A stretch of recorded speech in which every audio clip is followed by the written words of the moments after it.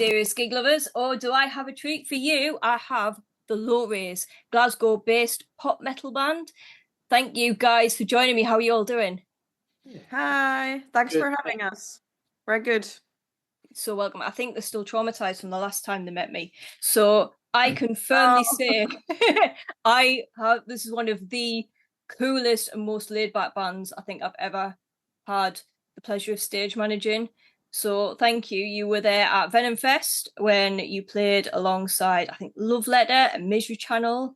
Yes. And there was another band on. You guys. Hard. Yeah. That's the one. And it was insane. And you guys were so lovely to me because it was one of the first things I've come back into stage management for a long time. So thank you guys for being absolute angels and just being amazing, and the amazing performance.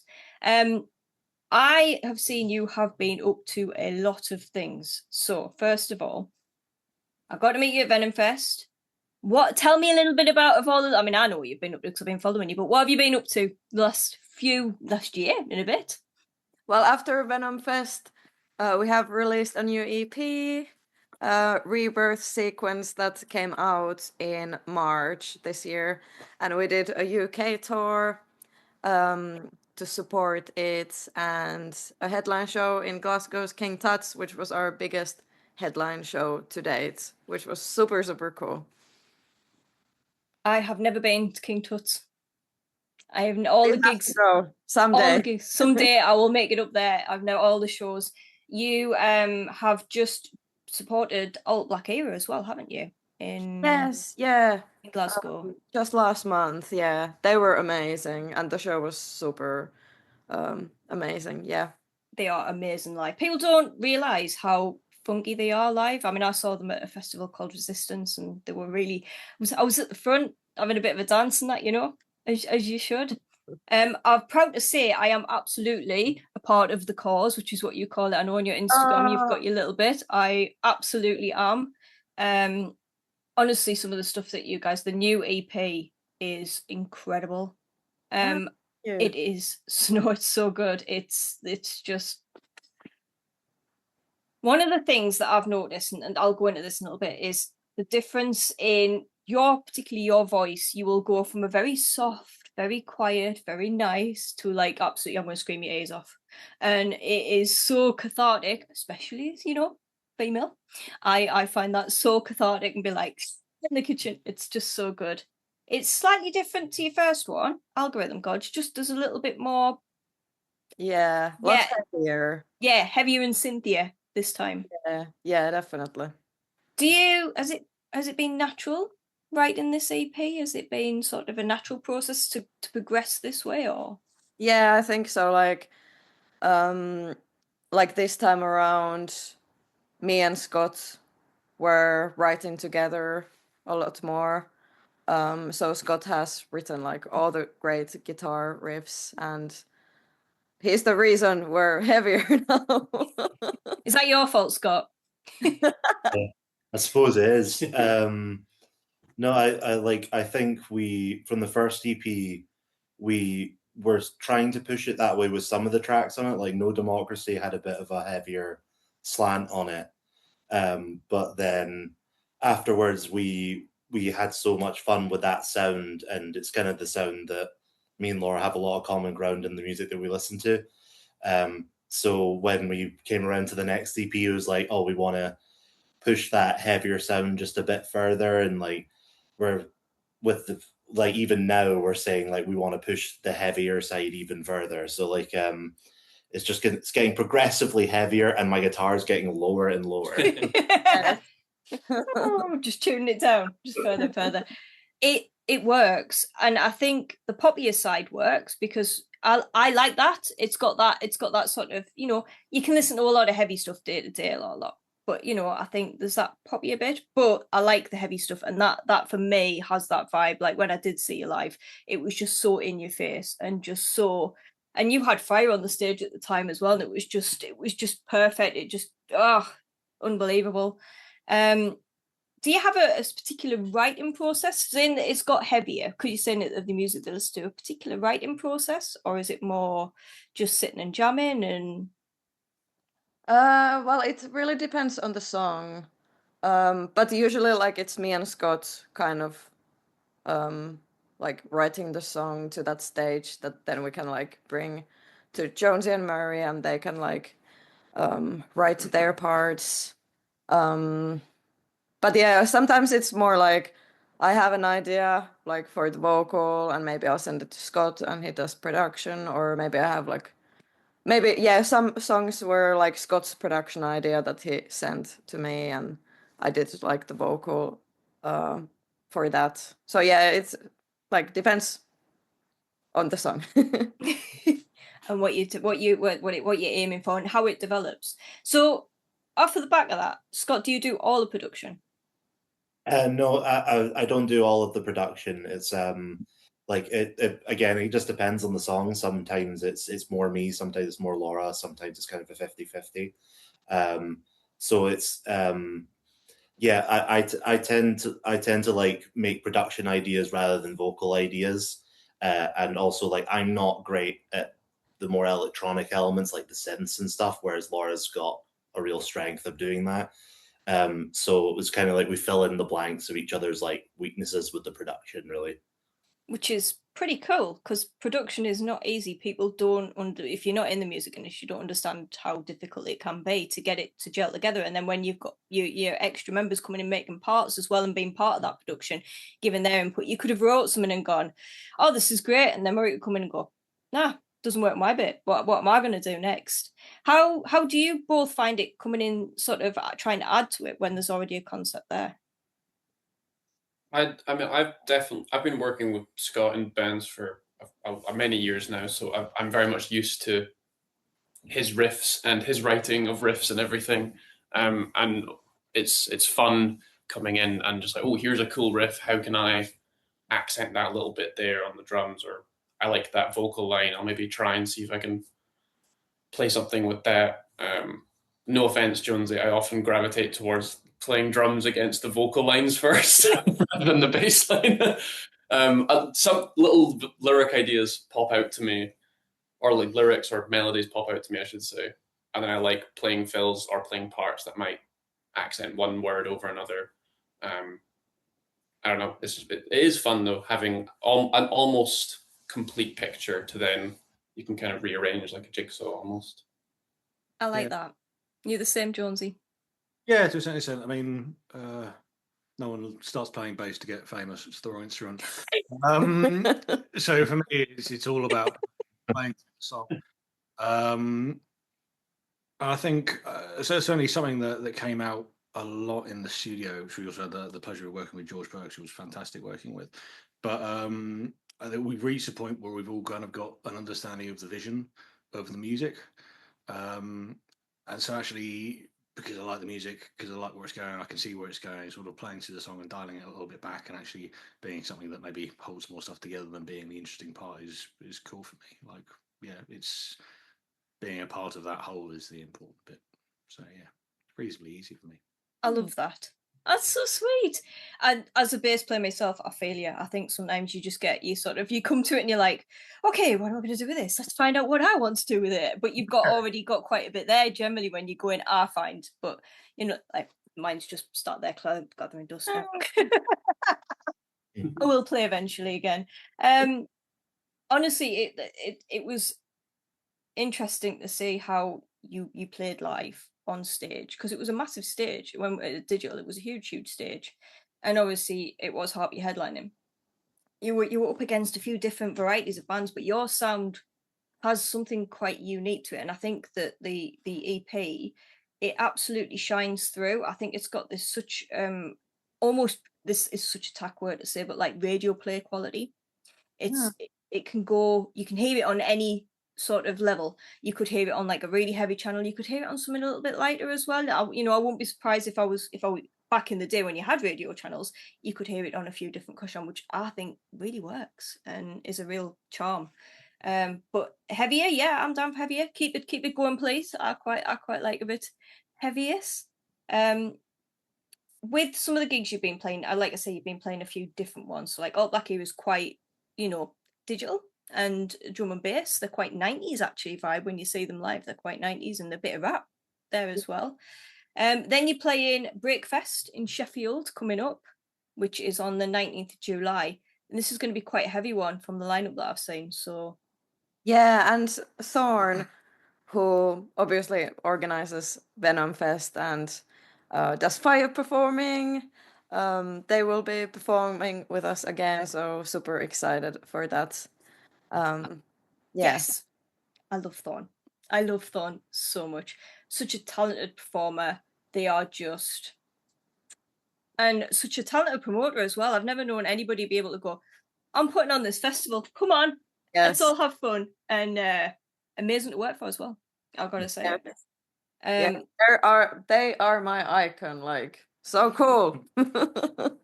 Honestly, so cool. I mean, I'm quite reserved, you know, like I'm not. I've been doing a few of their courses, and I'm very sort of, when it comes, I can be on stage if I'm mopping something up and if I'm moving stuff about, but put us in the spotlight. Some of the stuff, like some of the fire that they do, is just out of this world. So yes, and you'll be there with them. So that is amazing. And Mystery Channel again, who are extremely heavy. Yes. So cool to see them again. How excited are you? All faces lit up there. You were like, it's gonna be like... Yeah, like when we played with them last, the singer was dressed up as Art the Clown. And so it's going to be really... I don't think I'm going to recognize him. Yeah. Who are you? I'm Evan Misery. Oh, you don't look the same as you did last time. Just for a bit of background, Evan was cycling a little trike around backstage most of the time, dressed as Art at Venom Fest. Yeah, that was it's quite amusing. I lost my valuable. So whenever you stage manage, you're given a sort of clipboard, and I've got all my bits and bobs, and I lost it. And I was running around frantic looking for it. And when I finally found it, was from the if anyone goes to like an area, you can view over the stage. So I'm frantic looking for my clipboard, which has all of the stage times and everything on it, World's Ending. And it's just sat chilling, watching right next to Misery Channel on the stage, my little clipboard, just hanging out there, covered in blood. I was like, oh, found it. Hell yeah. You guys were, I want to mention this because this is absolutely amazing. You were part of the BBC introducing, weren't you, for the Scottish Act of the Year? Oh yes, yeah, we were. Yeah, we got to the final. So we were one of 5 acts in the final. So that was super amazing, and we got to play 2 songs live on radio in front of live audience as well. Yeah, it was. I was nervous, but it was really cool. It's so cool. Do you all get nervous? Is anybody just super? Because some people could be super chilled about this sort of stuff. Do you all like? Jonesy is the most chill, I think, and then I know shit is real when Jonesy is nervous. Then I'm like, oh, okay. Yeah. See, you're the calm in the band. Yeah, I suppose like before shows, I've normally like to keep it kind of calm and collected, but like internally I'm screaming. I love that. What about you, Murray? I will definitely be screaming inside, but I'll be overthinking, like, oh well, I need to warm up a bit more. So I'll sit with my little practice pad and I'll be warming up during the band that's on before us, like their set. I'm usually fine right up until we're at the venue, and then I'm like, oh, we're actually doing it. Okay, now's the time to be nervous. Freak out. I'm okay. It's okay. It's going to be all right. It'll be fine. You've kind of got that. You're sat further back, and you're not hidden, but you are further back as well. So I suppose having that drum kit, a lot of drummers say it's a kind of shield between them and the audience where they're more comfortable.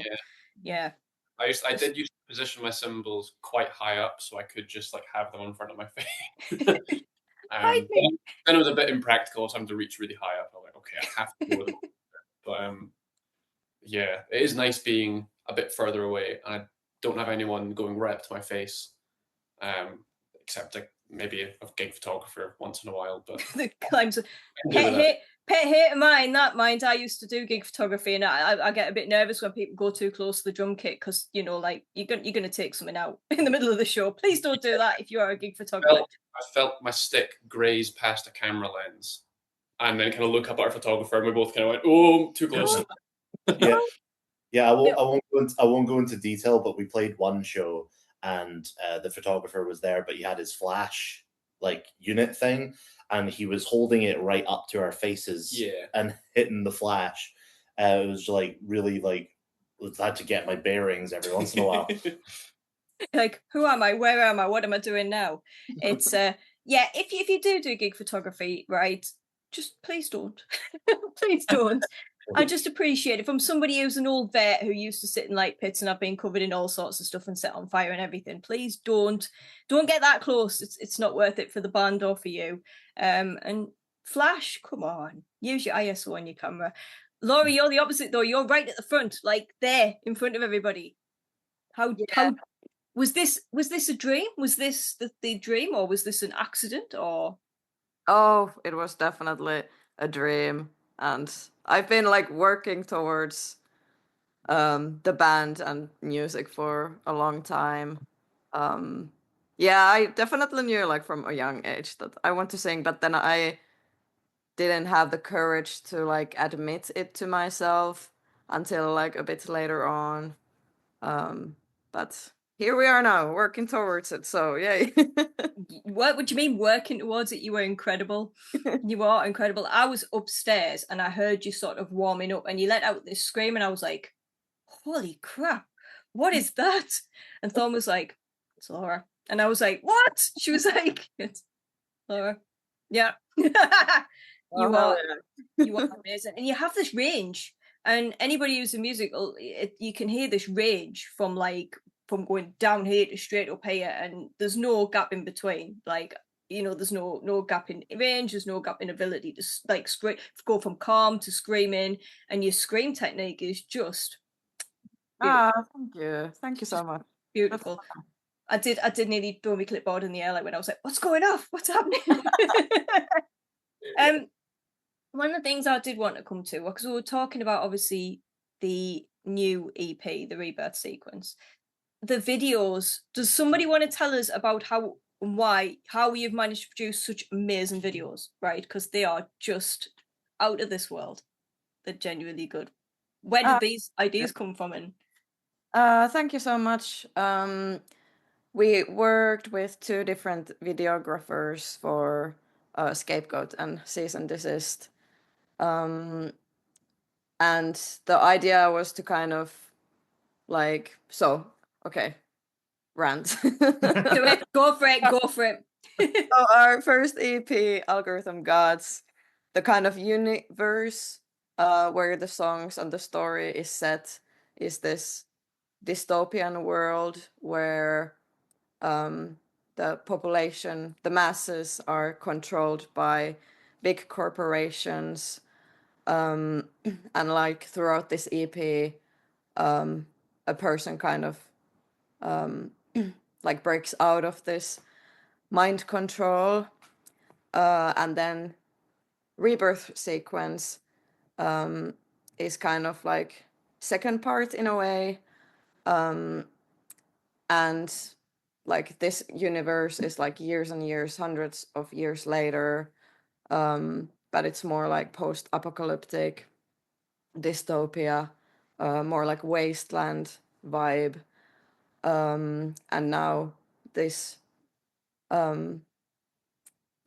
it's more about then finding your identity, not being controlled anymore.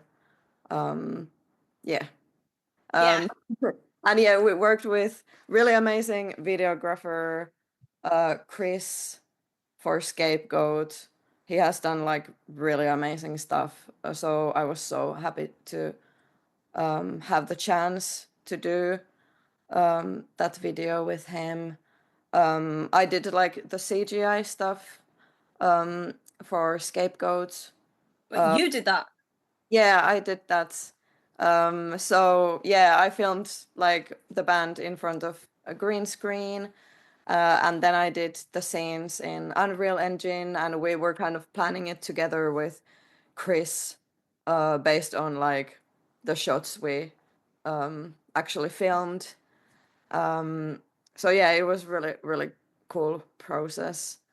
And then cease and desist. I found a nuclear bunker in Edinburgh that you can actually hire. No way. Yeah, so sick, so sick. So yeah, we filmed the video there, and that was like really amazing place. Yeah, and thanks to Creative Scotland, we were able to like do these videos and stuff. So really amazing to have their support for the project. I do have one complaint about all of our music videos, though. Go on. Recording, you keep making us record them between the months of November and February. It's always freezing. Yeah, We've not recorded a single one outside. Yeah. Summer shoot next, because oh my god, it's been like freezing every time. And your costumes as well. Is it just the costume? Because you've got a lot of post-apocalyptic gear that you wear. That can't be nice if it's freezing. Yeah. And I want to have a cool outfit, so like I have to be naked basically. Yeah, I feel you. Yeah. Definitely worse because it was on a farm, like in a warehouse that had the door open, and we were filming into the night.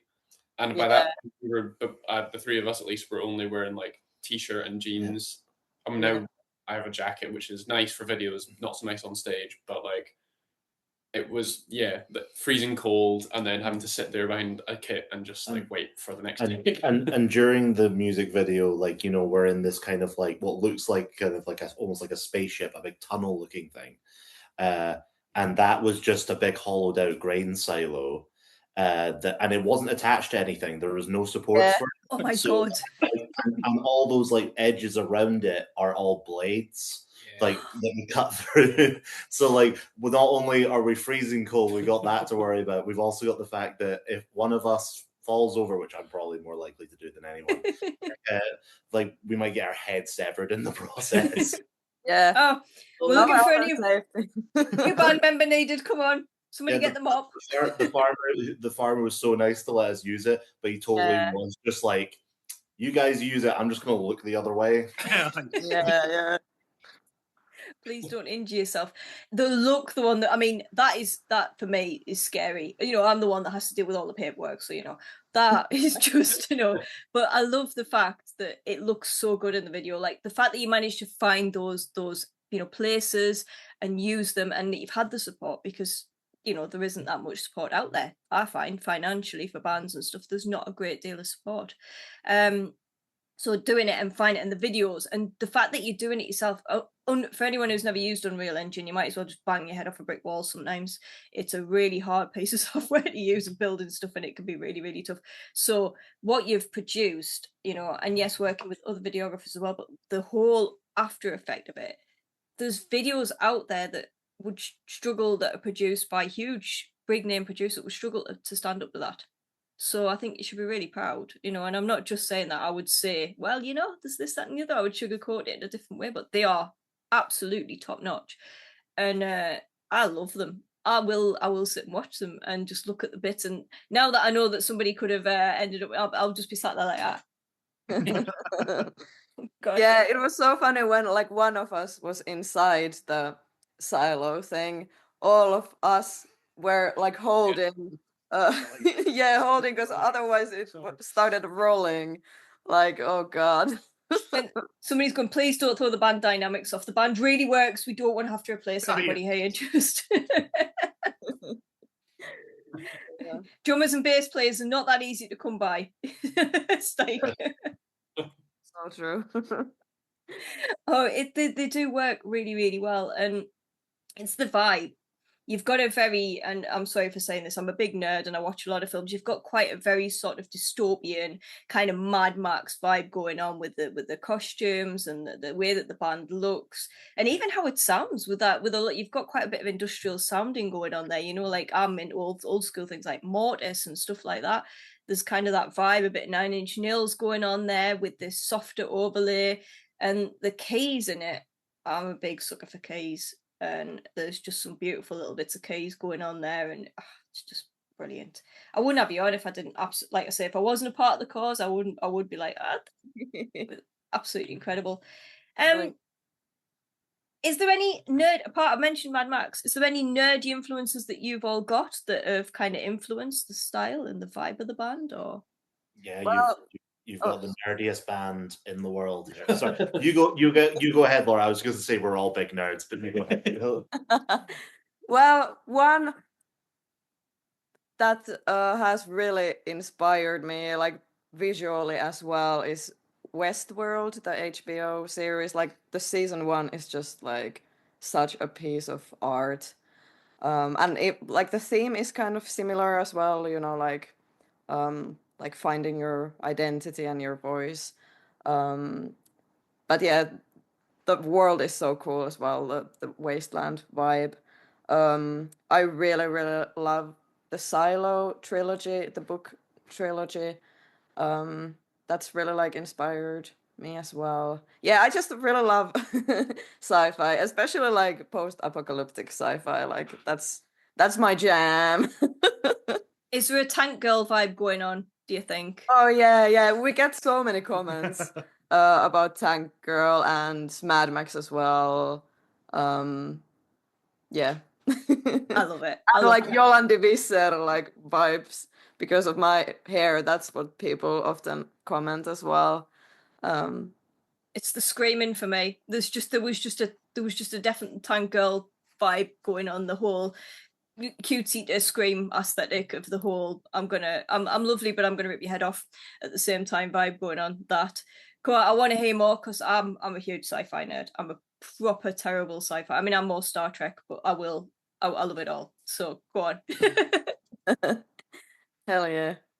Jonesy. Oh wait. Oh no, go, keep going, Laura. I'll sit you all night. I'm good. Come on. I'm frozen now. Put you on the spot. I want to know it all.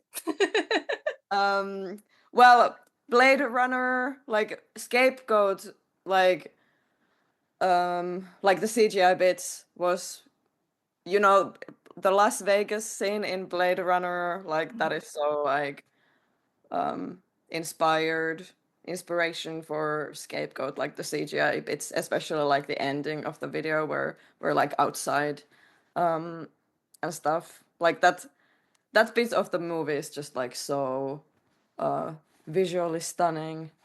Yeah. I love it. One of the tracks on UEP, I can't remember which one it is now. That's on my head, but you took quite a lot of inspiration from I think it's the bridge theme from the Normandy from the Mass Effect series. Oh yes. Until the end. Can't remember now, but he is. Playing both sides. Yeah. Yes. Sorry. Yeah. No, don't apologize. It's yeah. Yeah, I really, because I'm not a huge gamer, because I just like, we didn't have PlayStation or anything growing up, but because of Jonesy, I've like tried a few games now, and I played Jonesy's favorite game, Mass Effect, which I really loved, but like the soundtrack is, like I was so inspired after that. So playing both sides definitely, like the synths are very like Mass Effect, I would say. Also Algorithm Gods, actually. Yeah. There was a lot of like Mass Effect influence on those tracks. Yeah. Yes, I hear it. It's proper nerd. It is. There is that nerd. There's a totally nerdy vibe there. Murray, you? Oh, Jonesy, you've just mentioned Mass Effect. Is there any others that you would want to add to that, or? I don't know. Lots of stuff, but not necessarily pertinent to the band, I suppose. Just personal stuff. But yeah, sci-fi, dystopian stuff. Big fan of that, especially in games. Fallout, brilliant. Mass Effect, brilliant. Borderlands? Yeah, Borderlands is good too. Yeah, Yeah. Maybe peaked already though. I think. Yeah. I'm a huge Borderlands player, but I think lockdown did it for me because I like to just sit and play Borderlands 3 for like a year. Every time I put my kid to bed, it was like Borderlands 3, glass of gin, and I clocked up ridiculous. I mean, I've platinumed a bit on the PlayStation, and that takes a lot of doing. So that's where I was at during lockdown, just playing Borderlands. Marie, yourself? Fallout 4 was my lockdown game. That's what I blasted through a lot of. But I've always like when we were going over like the artwork for like Laura was like sending in some ideas for artwork for the EP. There's a lot of like H.R. Geiger sort of environments and like the kind of alien sort of inspired world. Like that's always been super appealing to me. I love those films. Their Alien is excellent, but like the world that Geiger like created and all the drawings and stuff, and the original drawings as well. There's a little bit of similarities, I would say, in some of the artwork that Laura sent in. Some of it is used, unfortunately, because I thought it was really cool. But Yeah. Oh, like when me and Chris we were like planning Scapegoat video, Alien H.R. Geiger was like our reference, and like how he made the kind of silo or the farm look very like Alien coded was so cool. So yeah, that's one big one. And yeah, I would have to say, like, for our outfits, I've taken a lot of inspiration from Mad Max and actually Fallout. Like, I was kind of like looking at photos of the game and stuff to see if I can like pull something from that. I love that. I love it. I must admit though, my Fallout costume's rubbish. I've just got the boiler suit on. Some people just put the boiler suit on and stay in it when they play Fallout. That's me. Sorry, everybody. I am that person. Hell yeah. I love Collecting it. bottle caps and teddy bears, and that's it. Scott, what about yourself? I'm actually might be the odd one out here because I'm not actually huge on sci-fi, which is weird for me being in this band. But like I'm more like the other end of nerd stuff where I'm more into fantasy. Like Okay. I really love like Lord of the Rings. I really like the Witcher series. I really like what's another one? Like I like the Elder Scrolls series. But like I still do play some sci-fi stuff from time to time. I did like the Mass Effect series. And like what would you count Borderlands as? Because right now we're making our way through Borderlands pre-sequel. Yeah, we're like we just finished 2. We're on the pre-sequel now. Is that sci-fi or is that sci-fi? Yeah, It's like it's in space. There's weird guns. Sciencey, sure. Yeah. So like, there's some sci-fi stuff that I do really like. It's just like when I like normally it's video games or movies that I'm consuming this stuff with. I always gravitate towards more fantasy genre. Warhammer fantasy era, or Not Warhammer, but Murray's big on Warhammer. He's bigger on. Yeah, unrelated to the bands, also, yeah, Tolkien is king. Fantasy beats 40k easily. Love it. I love it. Bringing it back, yes. Let's try not to get us horrendously sidetracked for the next hour because I will. Yeah. We will just when we finish, we'll just sit and talk Warhammer. This happens a lot though. A lot of the interviews that I do, a lot of people play Warhammer, which is why I tend to ask it now because I'm trying to weed out who is actually the sci-fi, the 40k, because I am one of the blasphemers. I am a 40k player, and then the fantasy players. But I know a lot of people who love like Warhammer and fantasy stuff. Elder Scrolls, the game. Right, I lost an entire night of my life on that. I set my alarm for work and thought I'm going to have an hour on this, and then my alarm went off for work, and I was like, "Oh, I'm not being prepared." Oops. So I have to stay away from the fantasy games because I do just I'm done if I get in one of them. Massively strong ADHD. I love this because you can see a lot of the influence in the band. Scott, please don't come out dressed as a wizard, as a, on stage once, just in case. Do it. Hell yeah. Everybody else is in their post-apocalyptic. Scott comes out as a wizard. Come on. Scott's clearly a hobbit. What are you talking about? I'd thought more cave troll. Stop it, you hurt me face. I'm going to end up with a big smile mark. Do you think, one of the ones I did want to bring up, because obviously you have all this personality in the band, and it's lovely, and I see some of this shining through on social media. I think social media, for now, bands, you have to almost be a content creator in order to be anywhere in the music industry. You've got to have some form of content creation. Now it kind of goes hand in hand. How do you feel about it? How do you feel about it as a band? Do you enjoy it? Do you think it's necessary? I guess I want to ask. Well, for us, it is necessary. Like, I feel like social media is like the only way, and it's free, and it's the only way to like build your fan base, reach new people. Like, I do get like, it's not fun, and like the volume that you have to do is a lot if you want to grow. But like it is amazing that these days we can reach anyone like at the other side of the world. Like, that's dope. And I feel like I have now found a way to do it that like feels better. And we, of course, we've done like some of the world building more, that kind of content, and with Murray being the gas mask person. That was brilliant. Yeah. Oh yeah. Oh no! Spoiler alert. I'll bleep it. Alter ego gas mask man.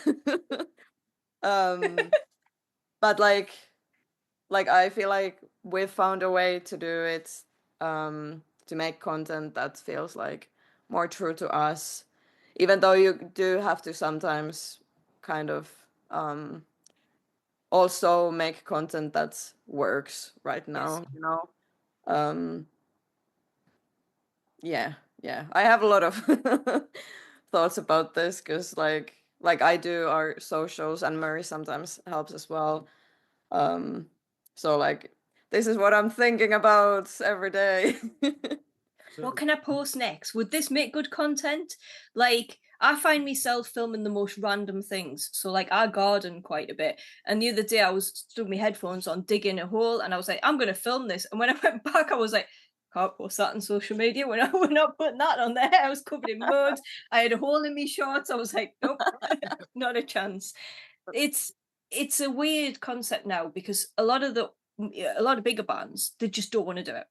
I've seen bands posting comments out there that they just don't want to entertain anything like this, or interviews like that, or social media content. Some bands, it's not their vibe at all. They're not cut out for it. But the stuff that you are putting out there is really entertaining. I use the social media a lot to find bands, and obviously I find them in other ways of being, dipping in and out of the industry. But I like to watch content. It's something that I enjoy doing. If I'm just busy looking for something or trying to find bands, some of the stuff that you're putting out there, like I remember you were doing this thing where you were making the outfit, and you put a little bit of content about the outfit you were making, and I was like, oh, that's so cool.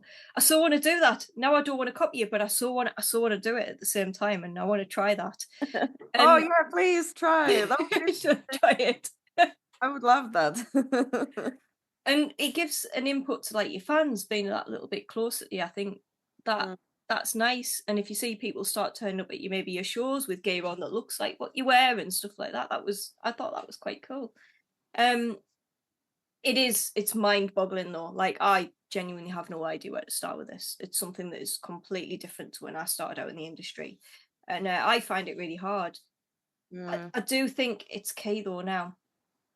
Has anybody else got any opinions on it, or how they feel? Do they like? Is there any content they've seen out there that they like? Or I think like social media content, I think in an ideal world, it would be we would just play shows and that would be the way that you would do it. But like I think just like any band at any point in time, there needs to be a certain part of you if you're looking to go down this route that you need to be appealing to some sort of trend. Like you need to be appealing to an audience, and right now the majority of a new audience is on social media. And the way that we get word out about gigs, because it used to be it would be word of mouth, and like, you know, because there would be no social media, it would be a case of just going down to your local venue and just seeing whatever's on. But now we're almost spoilt for choice in that there's a million different things going on at the same time. And like the way that like everyone's kind of consuming new media now is through social media, just so it seems necessary, at least for us, to be on there. Yeah. It Yeah. definitely has positive and negative attributes to it. To a certain extent, I think it is necessary. As you were saying, sort of trying to get on trends and bits and pieces on the way of reaching people, for sure. But from the flip side of that, whilst obviously previously it would have been via word of mouth and popping down to your local shows and that kind of stuff, but really the only way to reach broader than that is to get picked up and carried by larger organisations. So yeah, to a certain extent, social media has made doing music for smaller artists and people trying to do stuff more accessible, both financially and utilitarian, because you can reach more people. You can do it entirely free, which is not necessarily saying I'm all for social media. I think it's been into somewhat of a monster, which hasn't been wholly positive for human. But it certainly it does have positive benefits in terms of it's a huge part of what allows us to do what we do and reach people and get our music out and continue to do the amazing things that we do get to do because of it. Yeah, and like bigger bands have they can not do social media because they are at that level, like they already have a fan base. So like would be awesome like if we get to a point where we can just like focus on writing music and doing videos and stuff. But like at the moment, like we have to. And it is quite like overwhelming, and like it's a lot of work to like keep on top of and like be posting like all the time. But yeah, I sometimes see like kind of videos saying like, oh, like Kurt Cobain wouldn't have been a content creator, but like I'm sure he like sent his CDs out to labels, like put up posters on the walls, like he did what he needed to at that time, and that time was different. Like he had to do different things, and at this time we have to do social media. I agree. I do agree.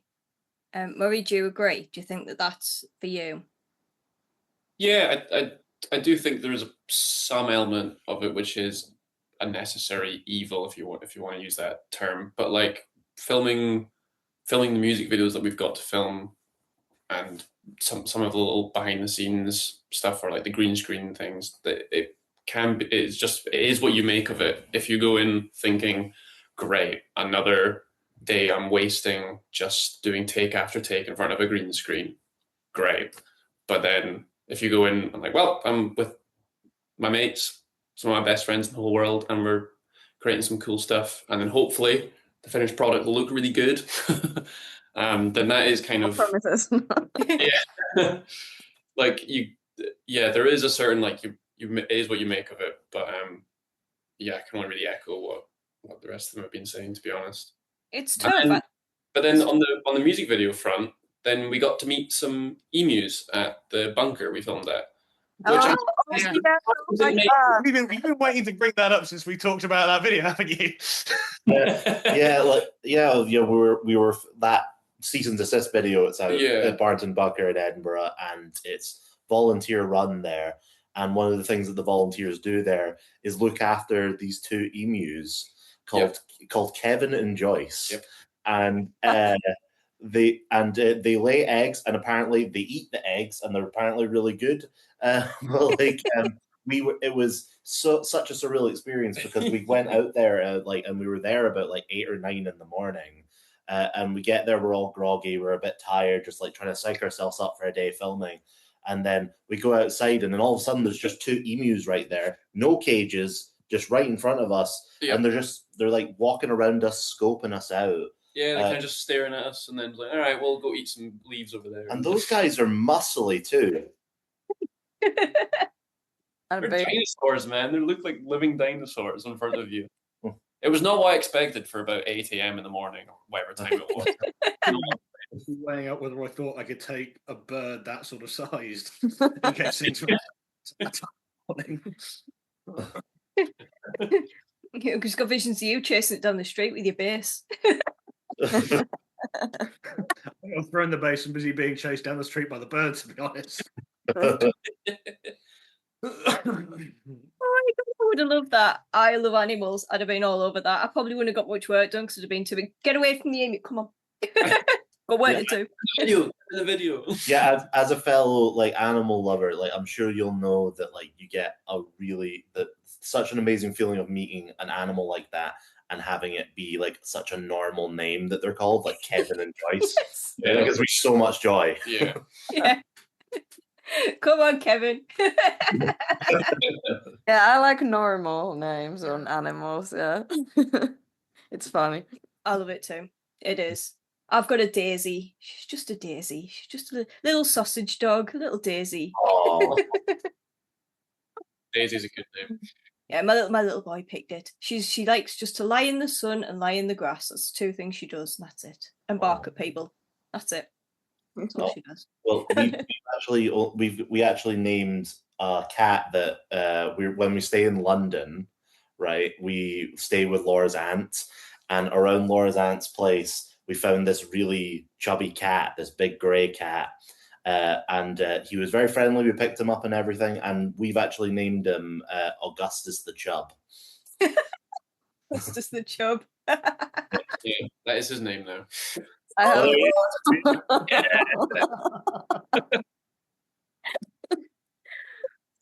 Yeah, Scott and are big cat lovers. Yeah, I love cats too, but I love dogs too. Yeah. Yeah, I'm all. I hate dogs. I don't hate dogs. No, we love dogs. Just... Cats only. And emus. Yeah. Yes. If you 2 could afford it, you'd be running a menagerie in your flat. Yeah. Kevin and Joyce would have a nice place to go. Oh my God. Yeah, so if ever you want animals on stage, if ever a band turns up with loads of animals, I know what's happened. I know which band it is. Is there a serious question, because I have to, because my face. Is there anything you would like to change about the music industry? If you could change something about it and go, that's what I'm picking, changing something that needs to go, something that you think could be better, something that just needs improvement, what would it be? Well, I think one thing I would probably change is just like, I think the infrastructure around the arts in the UK in general. I think there's a lot of support. Like when we went out to Spain last year to do Pro Weekend, we were meeting a lot of European promoters, a lot of European industry people. And what they were saying was very much the basics seemed like luxury to us in that they provide accommodation, travel costs, a really good fee, food, and like all that is like seen as basic there. But then you come over here and it's just like, all right, here's your tenner, fuck off. So like, you know, we like, you know, it's a privilege to be able to like go about and play around the UK. Just I wish there was more of an infrastructure and financial support for not only musicians, but I think for grassroots venues that are kind of really struggling right now in the UK. Yeah, hugely. This is something I have noticed. And I went abroad for a show. I went to see Priest's last album launch, and the music industry over there is so much different to ours. And you're right, everything, you go Europe, you go any other country, and they have a very different setup. I think America's quite similar to ours. I don't know. I haven't had any tour over there or anything work over there, but we definitely are lacking in the support area. I think Scotland has slightly more than England, where it's split between councils. I think you do have a little few more grants and things. But really, like you say, it is just like, to put it the best way, you did a tenner and fuck off. You don't get accommodation anymore. You don't get flights. You don't get a lot of things put in. It's quite hard. I think grassroots venues are shutting left, right, and centre. And one of the things I've noticed with Newcastle is, and this is something I see, everybody bypasses us. And this is something I raise time and time again. Big bands will just do the M6 route and they'll go straight up. They'll miss our side and they'll miss Newcastle out. For an area that has such passionate people, it's quite saddening to see different cities, not just Newcastle, but there are different cities that are left out constantly. And that puts the pressure on fans who then have to travel. And if you don't have somewhere to stay as a band or as a fan, that puts you in financial stress as well. I think that would be what I would change about it. I would probably, there needs to be more funding, if I'm honest with you, for everything, so that tours can happen. Absolutely. What about you, Laura? Well, at the moment, we need to have some like copyright or legislation around AI, because it's so just unfair that corporations can take your song without consent or permission and use that song to train their AI models and then profit off like from whatever AI crap it has generated, but they can actually like gain and profit from that, and you're just like, cool, like I never consented to any of this. If you saw, like, maybe last week there was the AI watchdog or whatever it was called. Did you guys see that? But yeah, Algorithm Gods EP was used to train some like AI models. So, and like, yeah, that's so like annoying. Yeah, I'm just big AI hater. But yeah, like if someone uses your song to train your AI models, then of course you should be getting paid for it. Yes. You know? So that's a big thing that I would change, and we have to come together as artists and like do something about this, because yeah. it is infuriating. I mean, it's how do you stop it? I mean, I read about this, and I read about how there is, I think in America there might be some sort of lawsuit that's starting about it, and sort of like, you know, countersuits. But it's a very interesting concept, because if you know your GDPR rights in the UK, there's legal loopholes to it. So I'm not going to go into it because I can't, but at the same time, it's this whole kind of thing of, it feels like there's no cover. This is your music, it's your voice, it's your creation. Any other normal circumstance, if I bought that CD, copied it, and went and started selling it out the boot of my car, I would be subject to copyright laws. Yeah. Right?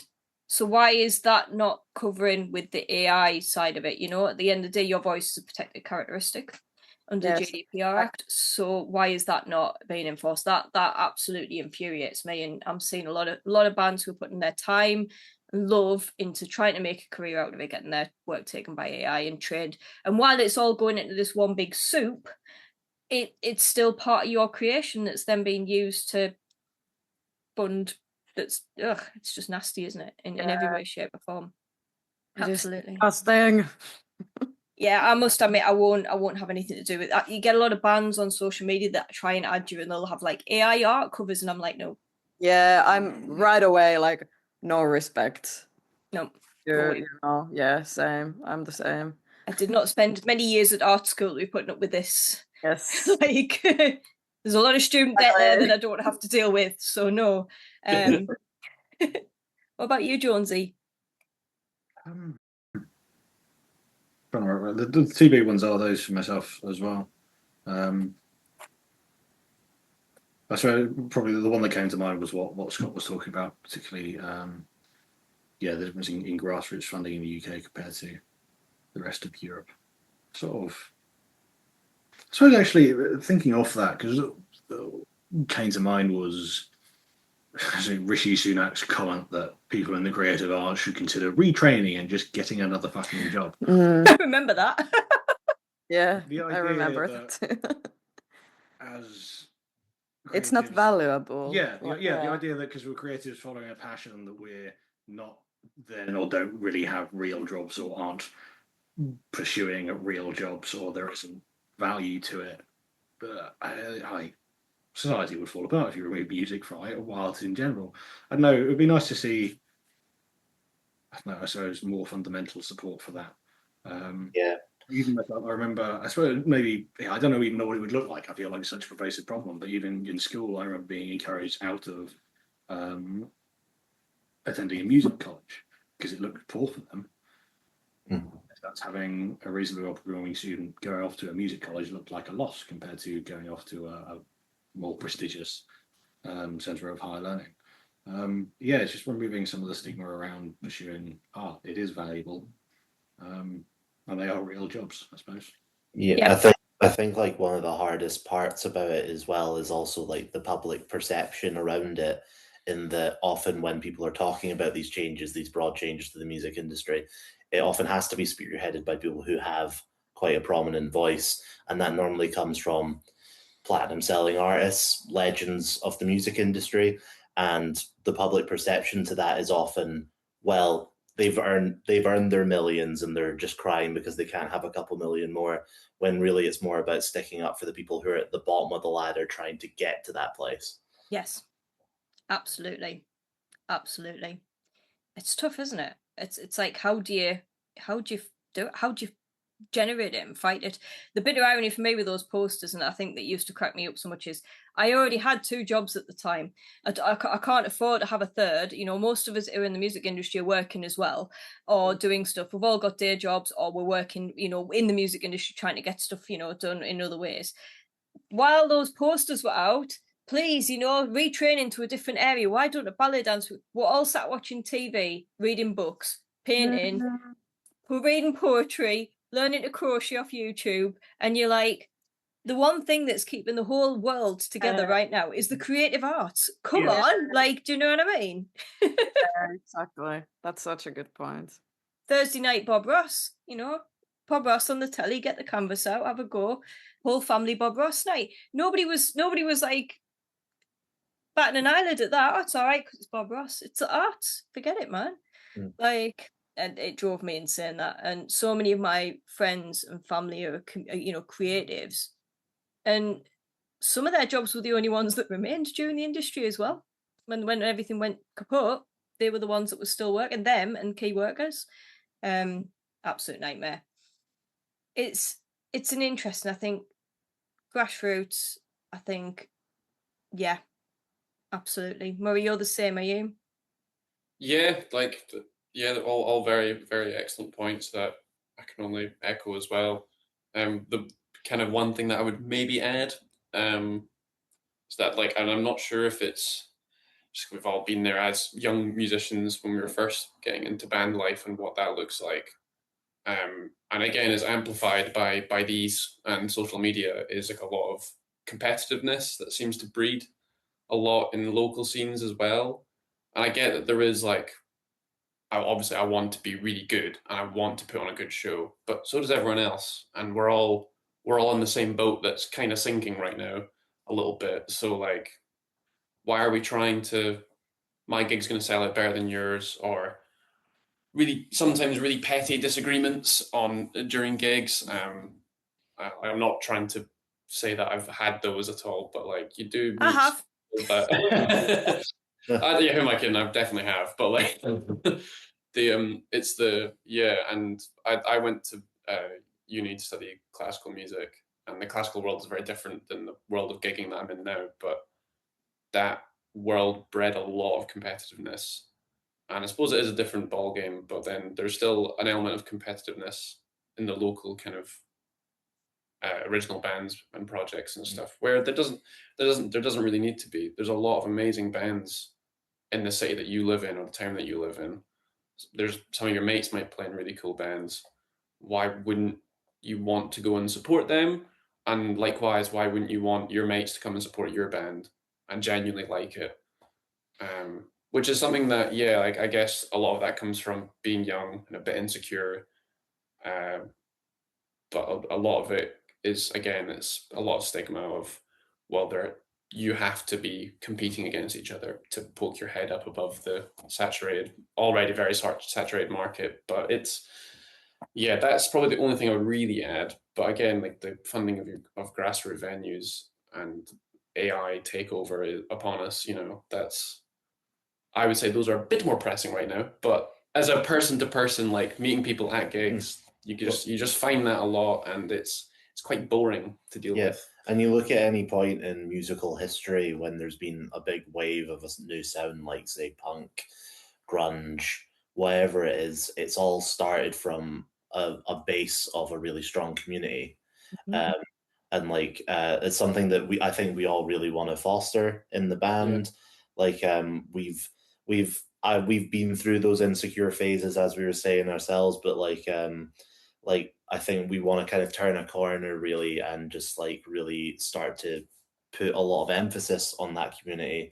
And I think like what was really inspiring when we were at Venom is the fact that Thorn has created such an incredible community of people around her that are so enthusiastic and into the exact same things that she's all about. And it just feels like she's made this really great scene blossom in Newcastle around heavy and industrial music. And it really inspired us. It made us think, oh, well, what can we possibly do in Glasgow to try and join up or even create a community like that that's centered around what we really love and hopefully what other people do. Definitely.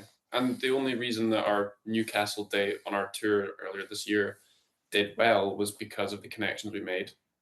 Mm-hmm. Well, not the only reason, but a big reason was the connections we made at Venom.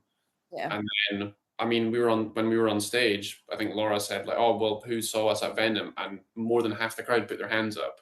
I was like, "Oh, damn, okay, cool." Like that's an amazing like little microcosm of the Newcastle scene that's just gone, "Hey, those guys are pretty sick because we saw them at that event.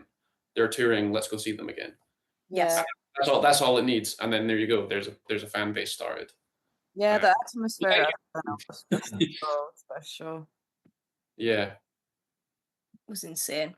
And you're right, it is, we have this thing, I have this saying, and a lot of the promoters and a lot of the people who are involved, particularly in Newcastle, so like Get Heavy as well, who are another podcast, and they do all sorts of promotions.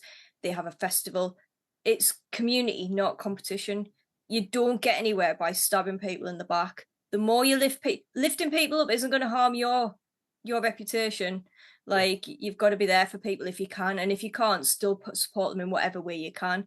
I think you're right though. I think being younger, and I also have a classical background, it is a very dog-eat-dog world, and I think there's no place for that now. I think we've all got to look after each other and take bands on, right, I know this band, I know they're great to work with, I would like to go on tour, let's take them with us, let's go together, let's have this community, people you get on with.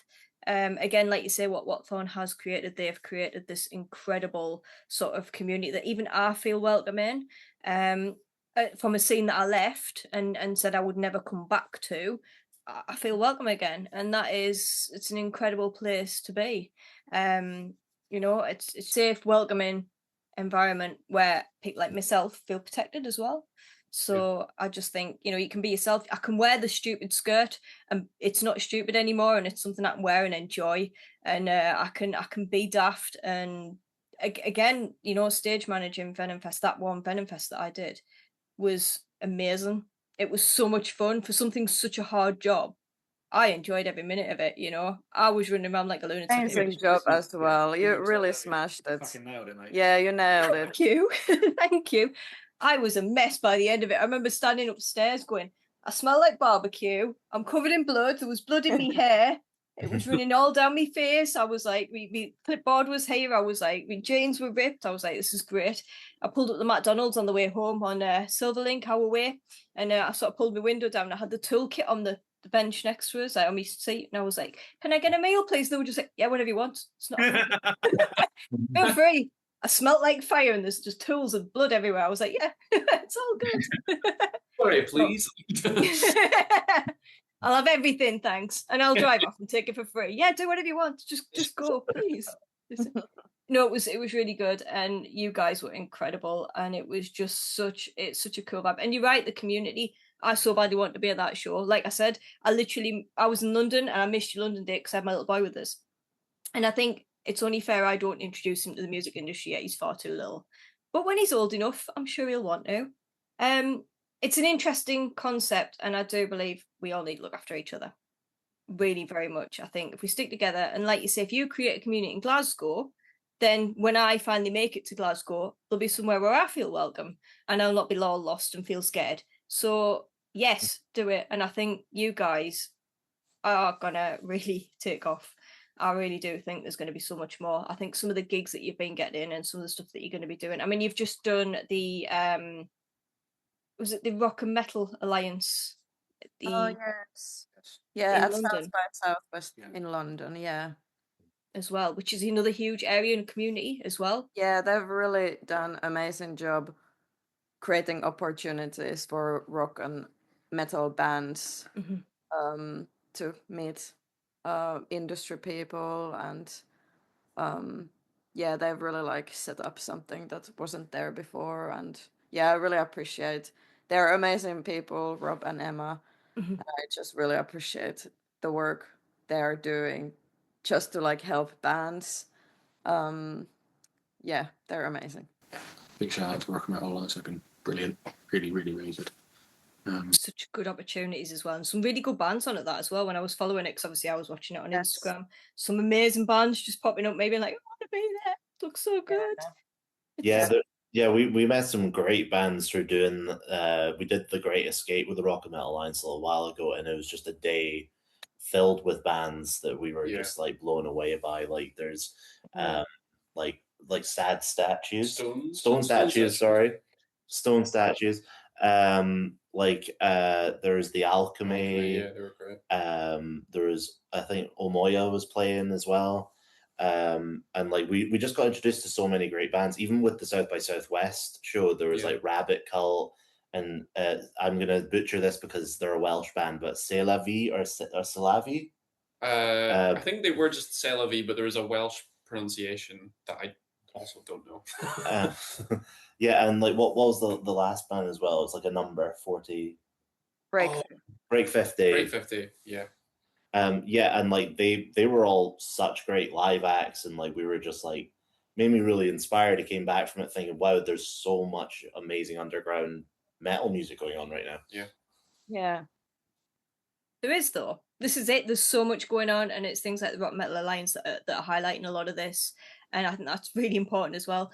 I much prefer now going and seeing some of the local bands, some of the smaller bands, and seeing what I can find, and like meeting you guys and getting involved in what I can, and some of the new goth bands that are coming out. You know, instead of spending 50, 60, 70, 200, 300 pound on a ticket for one night to see one band, I'm seeing loads more. And yes, it is competitive and there's a lot out there, but I am seeing some really great stuff coming out. And that's nice, because I was stuck in a rut for a very long time of just the same music. You know, I lost 10 years of just listening to the same stuff. And when I came back to the scene, I was like, what, look at all this. There's so much cool stuff out there. This is amazing. One thing, I'm gonna wrap it up, and I'm gonna ask you something. What I always like to do, and this can be literally anything. Do you want to ask me anything? It can be a challenge as well. I've done some really random things. I wasn't going to bring the challenges back when I moved to my new channel, but I think I will. I've done some really random things, including eating fire. Yes. So yeah, was Thorn and Zira. Yeah, they both helped me eat fire, which was. How was it? It's interesting and scary and fun. And I still do a little bit of it if I get the guts up. It's really intimidating though when you first stick that flame to your face. It's like, whoa, it's hot. You know, everything in your body tells you not to stick that in your face. You know what I mean? Don't eat it, but you do, and it's all right. It's like drinking a hot cup of tea. Oh, nice. Interesting. Just don't drink it. Don't actually drink it. Oh, right. Don't drink it. Okay, yeah. Don't drink it. It's not a cup of tea. It's just the temperature. Be very poorly if you drank it. What's your favorite gig you've ever been to? question. This is a really good question. Mm-hmm. Okay. Sort of 3. Okay, Start- top 3. Best of 3. Best of 3. So a third will probably be the first. This is so embarrassing, kind of. The first show I ever went to was him at Nottingham Rock City, right? Nice. Yeah, and I had, yeah. I had love it. I love it. I love Finnish rock and metal. I'm huge on it. Honestly, I love it. So I had glandular fever and I had tickets to go and see him, and I was like, I'm going. And I was only sort of 17, 18 at the time. It was when they were just first starting to break into the UK. And my uncle had to take us because I was so poorly. So here's my uncle dragging us all the way down to Nottingham, and I stood all the way through the show just like that. And Viking Skull opened, who were amazing. I don't know if they're still going. I've not seen anything from them for a while, but it was amazing. So that will always be like there because it was like my first show. Yeah. Second would be Sisters of Mercy. The very first time I saw them was at Sonisphere, and I had to wait a very, very long time to see them. And I had a photo pass at the time, so I was in the photo pit. So that was incredible, being like this close to Andrew Eldritch. And I think at the time Chris Catalyst and Ben Crystal were playing. So it was like a huge, cool lineup of like really cool musicians. And I ran off into the after me, because obviously your camera, I wrapped it round us and I ran off into the pit because I wanted to be part of it. And Vision Thing came on and the whole audience was just bouncing to Vision Thing, which you wouldn't expect at a sisters show, right? And I was bouncing along and I bumped into my uncle, who I didn't even know was at the festival, and I was like, what are you doing here? Like singing along, everybody's jumping on each other, singing Vision Thing. Absolutely incredible. Sweet. Go on. I would say that sounds sweet. It was great. It was great. Kalinjo played just before them as well. So that was quite a good lineup. Number 1 is Swedish band Priest, their album launch party. So I've never actually flown on my own. And I heard they were doing an album launch party in Sweden, in their hometown. And I was like, I want to go. And everyone was like, you've never flown on your own. You're not the best on your feet. Like, you know, you're going to get lost. Like, don't do it. And I did it. And I flew on my own. And I went to Sweden. And I made some amazing friends. And I got the VIP ticket. So I had dinner with the band, who are the nicest human beings ever. Wow. And the show was amazing. It was in like this brewery with like brick walls, and the stage was just like full on LEDs behind, and like the screen was up. And for such an independent band, like again seeing an independent band, the show was just fantastic. It was just unreal, and I really do love them. I love them live, and I love everything they do, and I love the keys and the synths and like just the whole electronic vibe. It was just amazing. And I got very, very, very, very drunk. Thankfully, my hotel was just across from it because I was very, very, very drunk. And I had to rely on some brand new friends to make sure I made it back to my hotel room all right, which is very embarrassing when you've only just met them. But we are still all very good friends, and we have since got very, very drunk together since. That's okay. It's all fine. That's sweet. That's amazing. So there, my favourite shows. But that album launch party, to be at an album launch party anyway, to travel somewhere on your own when you've never really flown on your own before, was just, to finish it off with such an amazing show. It was like, yeah. Amazing. Yeah, I'm so glad that you did it. Me too. I'm still terrified. But maybe like 1% less terrified. Maybe I'm possibly the worst flyer you will ever sit next to on a plane. Like the second the door shuts, I'm just like that. Headphones on. Shoot me a hoodie over. It's fine. Yeah, I feel you there. I'm a bad flyer. I'm not great with heights. Are you an aisle seat person then, like me? Like I'm an aisle seat person. I don't like the window. Well, when we went to Spain, I was at the window. I was just firmly keeping my eyes forward. I will share this because it's funny, but when we were taxiing onto the runway, we'd literally just finished taxiing, and I'd like looked over at Scott, and he was just eyes closed, just head front. But then I was kind of like peering out the window, just like, ooh, look at the weather. I want to watch the takeoff.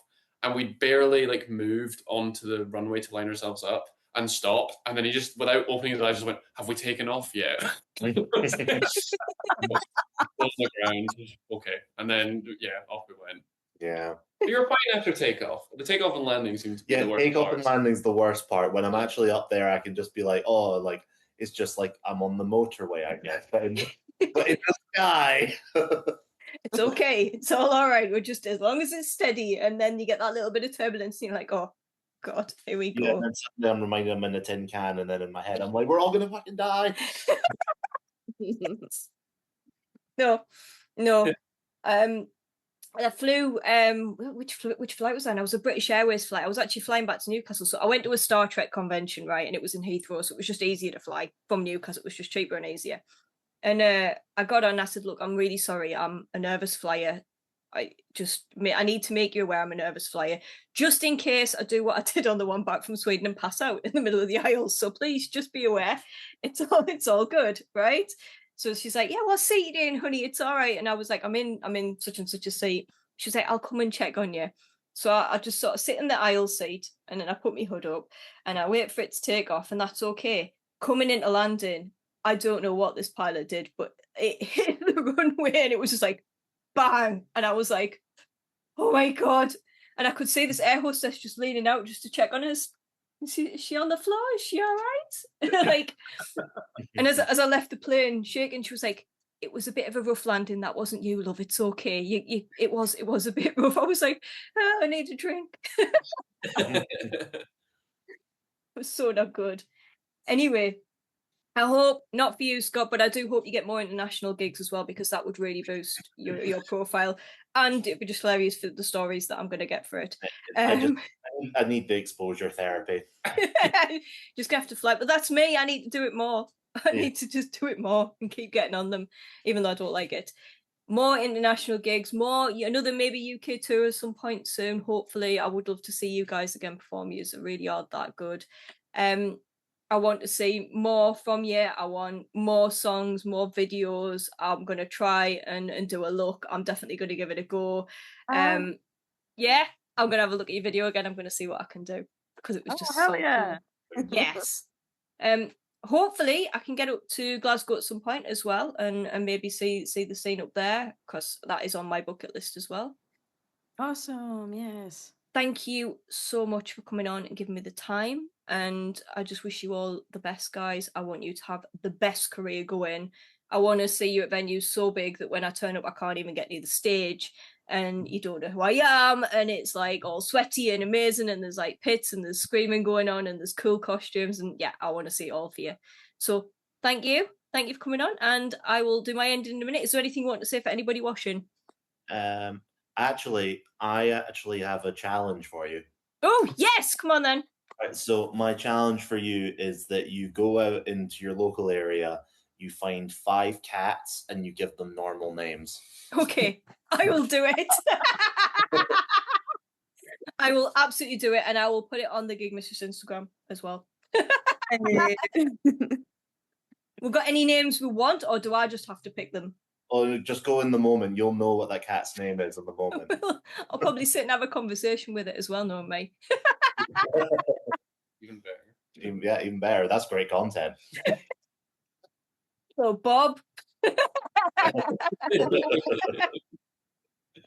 Thank you, guys. All the best, okay? Thank you very much. And I'm going to say, behave, be good. And if you don't behave, don't get caught, all right? Over and out.